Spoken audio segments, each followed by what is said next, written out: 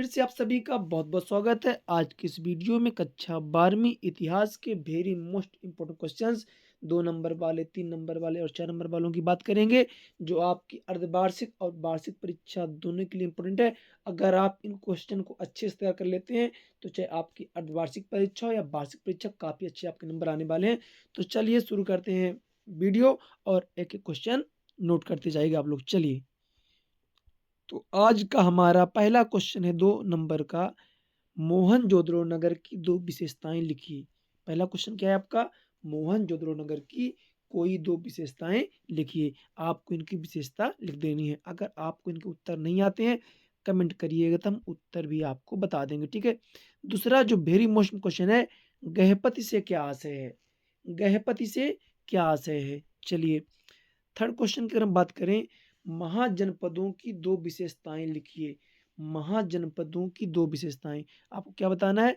महाजनपदों की दो विशेषताएं बता देनी है। चलिए आगे बढ़ते हैं। तो सिंधु सभ्यता में मनकों के निर्माण में किन पदार्थों का प्रयोग होता था? सिंधु सभ्यता में मनकों के निर्माण में किन पदार्थों का प्रयोग होता था? एक क्वेश्चन आप सभी के लिए अर्धवार्षिक और वार्षिक दोनों परीक्षा के लिए बेहद इंपॉर्टेंट है। आगे अगर बात करें तो अल बिरूनी को किन भाषाओं का ज्ञान था? अल बिरूनी को किन भाषाओं का ज्ञान था? आपको बताना किसे कौन कौन सी भाषाओं का ज्ञान था। बर्नियर ने मुगल कालीन नगरों को श्रीनगर क्यों कहा? ये भी काफी इंपॉर्टेंट है। बर्नियर ने मुगल कालीन नगरों को श्रीनगर क्यों कहा?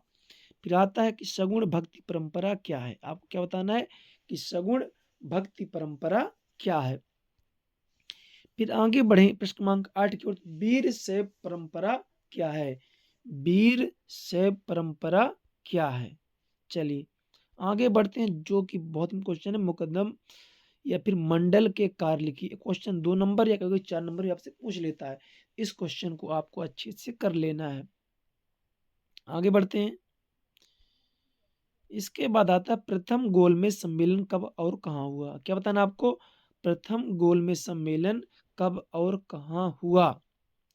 इसके बाद अगला क्वेश्चन आता है, भारतीय संविधान का अनुच्छेद 356 क्या है? आपको बताना भारतीय संविधान का अनुच्छेद 356 क्या है। ये भी बहुत इंपॉर्टेंट क्वेश्चन है आपका, वेरी मोस्ट है। मुगल काल में मिल्कियत किसे कहा जाता था? Very important, very most question है कि मुगल काल में मिल्कियत किसे कहा जाता था। फिर संथाल कौन थे? अगला क्वेश्चन क्या है आपका? संथाल कौन थे? फिर इसके बाद आता है, पहाड़िया किसे कहा जाता है? पहाड़िया किन्हें कहा जाता है? पहाड़िया किन्हें कहा जाता है? फिर शाह महल है ना, शाहमहल कौन थे? सॉरी, शाहमहल कौन थे? क्या था ना आपको यहाँ पे? शाहमहल कौन थे? इसको भी आप काफी अच्छे से तैयार करिएगा। अवध में 1857 के विद्रोह का नेतृत्व किसने किया? अवध में 1857 के विद्रोह का नेतृत्व किसने किया? ठीक है, आगे बढ़िए। गांधी जी ने कब और किस विश्वविद्यालय के उद्घाटन समारोह में भाग लिया? गांधी जी ने कब और किस विश्वविद्यालय के उद्घाटन समारोह में भाग लिया? आगे बढ़ते हैं, चलिए देखते हैं अगला जो क्वेश्चन हमारा है। आर.बी. धुलेकर ने संविधान सभा में संविधान की भाषा के संबंध में क्या तर्क दिया? ये सारे क्वेश्चन आपके लिए बेहद इंपॉर्टेंट है। तो संविधान ना, फिर आगे बढ़ते हैं। अगर देखें तो संविधान सभा में पृथक निर्वाचिका के संबंध में बी पोकर बहादुर ने क्या तर्क दिए हैं, इनको भी बहुत अच्छे से कर लीजिएगा।